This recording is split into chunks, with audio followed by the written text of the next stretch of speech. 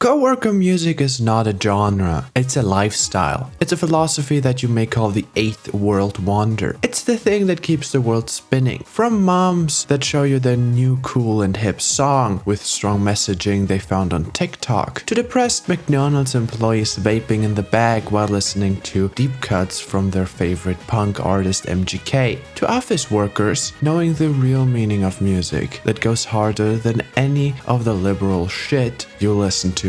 My name is Skull, I do not have an intro, and I know them all. Maroon 5, Meghan Trainor, DJ Ötzi or Katy Perry. How am I so knowledgeable? Well, because I used to be one of them, thinking I am better than everyone else, knowing the words to rock anthems like Thunder by Imagine dragging these nuts all over your face, or actually hearing 10 minutes of a Stan explaining to me why he is a rap god. He does words say fast. In this video I will go through different genres and kinds of coworker music that I discovered throughout the years and say a few things about them, trying to define what exactly is coworker music, because the definition of obnoxious music the guy you share an office space with isn't cutting it. At least not for me. I wanna make a video about it, so deal with it. Now, if you enjoy some of the music on here, I do not care. To be completely honest, I myself listen to some of the songs or artists that I will mention on here. So yeah, listen to whatever music you want. Don't let me stop you from loudly singing to Don't Talk About Bruno on the next office party. I might join you, and I won't stop until each of you likes and shares my video. And if you think this is a joke, no, it's a threat. Subscribe to my channel. 1, 2, 3. We don't talk about Bruno. Let's start simple. Popular music is the one genre that everybody listens to and enjoys, in some extent. Well, except of some obnoxious and annoying people. Because here are songs that most of us know, not per se pop music, but rather songs that run up and down the radio or are charting. Here are the Shake It Offs and Heat Waves, the most popular by the most popular, or one-hit wonders. Now that doesn't mean that people that listen to those songs per se listen to artists like Taylor Swift. They only listen to their biggest hit. A person here might know Charlie XCX's Break the Rules, but would suffer a stroke hearing anything from How I'm Feeling Now. The more number ones or radio time an artist has, the more they listen to said artist, which gives us the illusion of them actually listening to Imagine Dragons. But upon asking what their favorite album by said artist is, they will look at you confused and ask if Counting Stars counts, which is a reference to my 9-year-old self thinking those two were the same. Now, to stay up to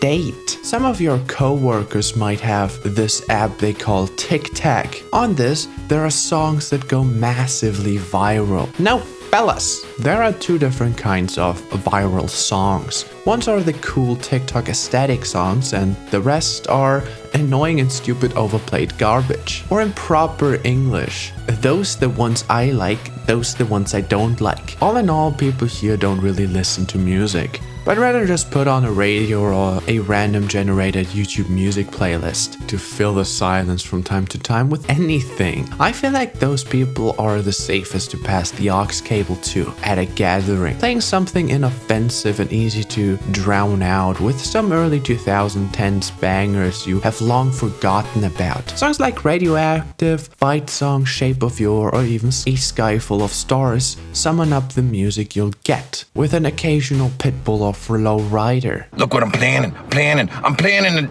do all this while you're panicking and you're looking and staring at mannequins. Now strap yourselves in, ladies. It's getting messy. No, wait, wrong strap. It's getting rather fast. Because at the coffee machine, Larry has something to say about the Kendrick Lamar tickets I made a video about 2 weeks ago. He knows the loud, rude man that interrupted his Chiefs game. Pulling out his phone, he will now show you one of several different kinds of real rap artists. We will now look through every possible dimension, other than Dr. Strange, strange though, we will win in 0. First is one where he shows you fast rappers that used to pop off on YouTube back in the day. The name Dex will stay in your head because he also dabbles his dirty little toe in other kinds of rap. Our divorced, middle-aged, problematic white uncles found the thing that gave young, diverse Afro-Americans a voice, and now they're using it to spread information they found on Telegram, giving us the most out-of-touch rants you can imagine. Listening to just one song makes you question if Larry, still having custody over his children, is a good thing. Other than artists like Tom MacDonald, he might also show you songs like Dance with the Devil, whose lyrics are so disgusting that another coworker, Emily, is now on her way to report Larry to HR. This is, I think, the most confusing subgenre of coworker music because it's the sheer opposite of the nothing burgers we did and will discuss. Those songs go in such graphic and drawn out detail that you are thankful for the country fusion you are now listening to. This kind of rap subgenre is the kind where rap music is badly combined with different genres like rock, country, or even metal. At this point, you will find a pattern in the artist selection by Larry. We will round this off with a little Eminem best of. Now, if you pass the aux cable to Larry, this person will destroy the party fever in your neighborhood, trying to convince you that you can dance to Watch the World Burn by falling in reverse. Artists like NF, Joyner Lucas, or for some spiciness, Lil Darky are the ones to look out for in this category.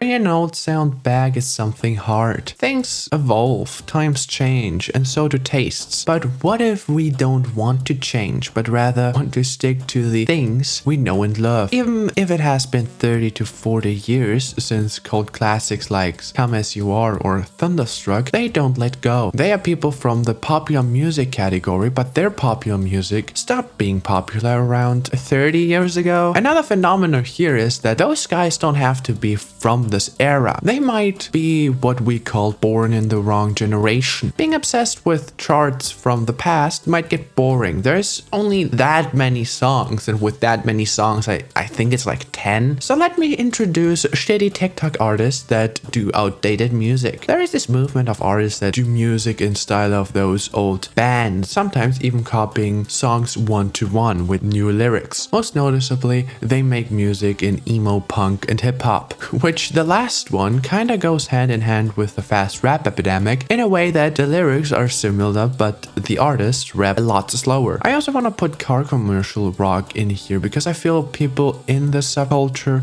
really like them. It just fits with the music old rock and grunge people are listening to. You may say this is the dad category of coworker music. The ones here hate the pop classics of the new time, having to point out that every song sounds the same nowadays before declaring them loving AC/DC as masters of puppet displaying. The favorites in this category are bands like Queen, Bon Jovi, Bryan Adams, and Smash Mouth, with some of them also playing a collection of old pop hits. You may find these people to play mostly music that you have already heard one too many times, losing your mind while a final countdown is playing for the 6th time.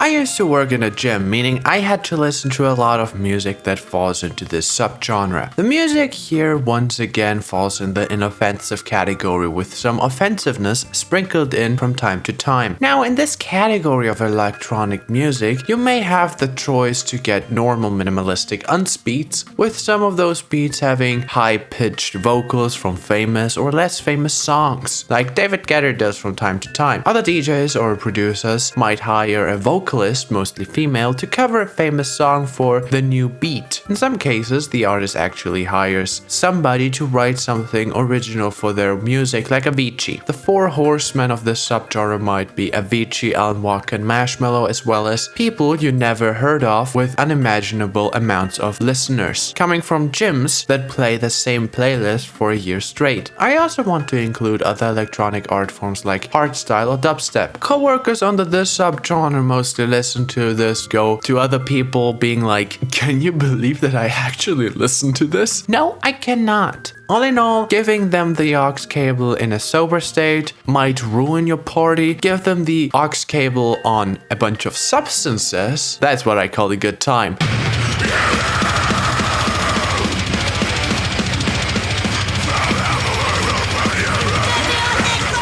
Iron Maiden. I think that sums it up pretty good. Now in this category are once again people like Larry from the rap entry, listening to the most brutal, disgusting bands that hold exhibition of goat hats on sticks, calling it stage design. They also listen to the big metal bands, mainly Iron Maiden and Rammstein, or a bunch of racists. Some other people here walk the fine line of being a music nerd and being a case for the HR department, with the inclusion of people that only listen to small bands. They take pride in gatekeeping a struggling artist that cannot afford a house and has to live outside of his van. But sometimes they also don't have to really gatekeep it, because getting to the artist's music is so hard that you don't even want to try and find it. Oh boy, my favorite band, insert Scream of a Dying Angel.mp4, just released their new album. All I had to do to get it was hike Mount Vesuve, sacrifice a baby goat,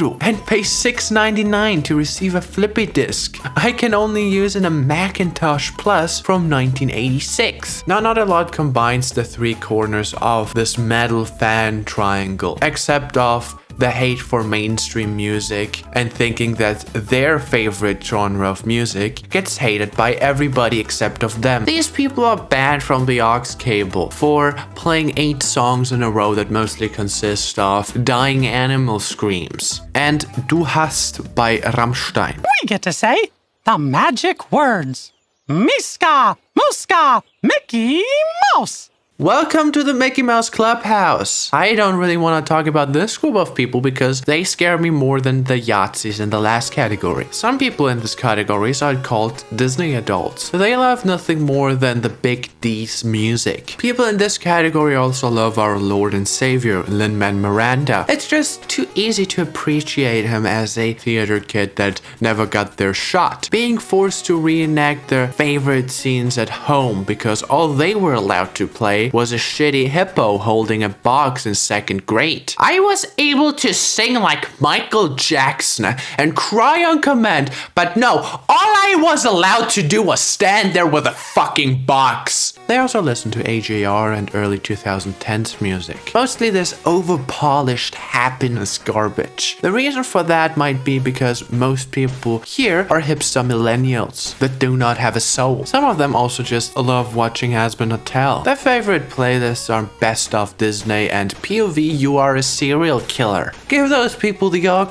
cable and you will have the most cringy 8th grade birthday party ever.